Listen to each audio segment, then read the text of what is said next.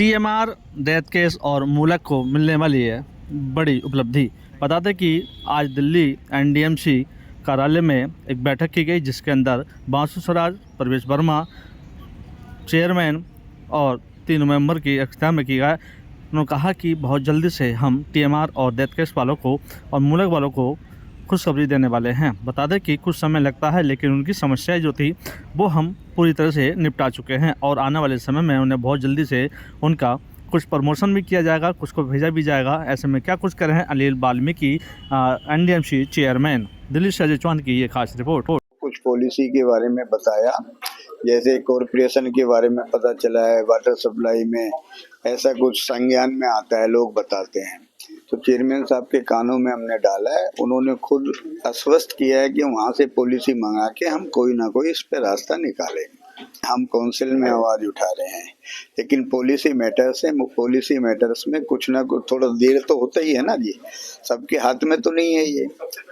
Council लगातार हमारे जितने मेंबर हैं, बांसुरी जी हैं, आदरणीय प्रवेश जी हैं, लगातार कह रहे हैं, उन्होंने बोला भी है कि आने वाले समय में कुछ ऐसी इशू भी उठाए जाए जो एम्प्लॉय से जुड़े हुए हैं, जो उनकी समस्या को हम हल कर सकें।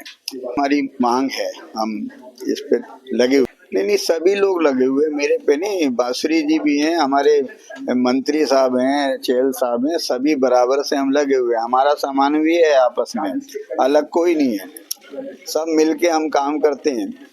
एक दूसरे पहले हम बैठते हैं, फिर चर्चा करते हैं, उन विषयों को हम उठाते हैं। ये कर्मचारियों की जो समस्या है, लगातार हम उसको उठाते रहते हैं।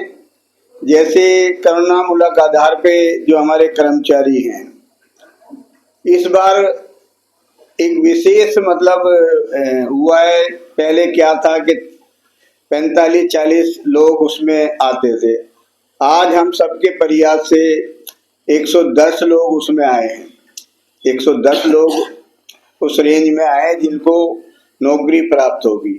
लेकिन उसके अलावा भी हमारी लगातार ये डिमांड रहती है कि बहुत लोग इससे वंचित रह जाते हैं। बहुत छोटी छोटी उम्र में हमारे नौजवान चले जाते हैं।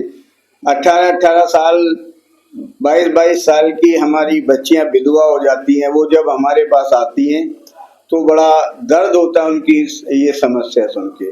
तो बांसुरी जी ने भी उस पर एक योजना बनाने की बात की, हमारे चेल साहब ने भी, प्रवेश जी ने भी, हम सब ने रिक्वेस्ट की है काउंसिल से कि 5% जो हमारा जो कोटा है करुणामूलक आधार पे, उसके विपरीत कोई ऐसी योजना बनाई जाए जिससे उनको रोजगार मिल सके, चाहे वो मस्टोल की योजना हो या कैसी भी कोई। तो उसके लिए कमेटी गठित करने की बात की है। तो ऐसे कर्मचारियों के जो मुद्दे हैं हम लगातार उठाते रहते हैं, चाहे उनकी प्रमोशन की बात हो। आज प्रमोशन भी हो रही है, 10-10 साल से जो प्रमोशन है रुकी हुई थी, आज हर एम्प्लॉय, हर कर्मचारी खुश है। तो जब से काउंसिल आई है हमारे ये सभी लोग आए हैं, जब से कार्य गति पे है।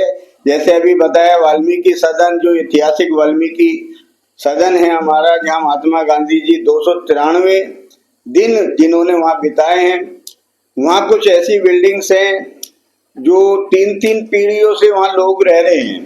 उनको डिमोलिशन करने की बात आ रही है कि उनको तोड़ के दोबारा से बनाया जाए, क्योंकि कुछ बिल्डिंग्स ऐसे सन 61 में वो बनी थी।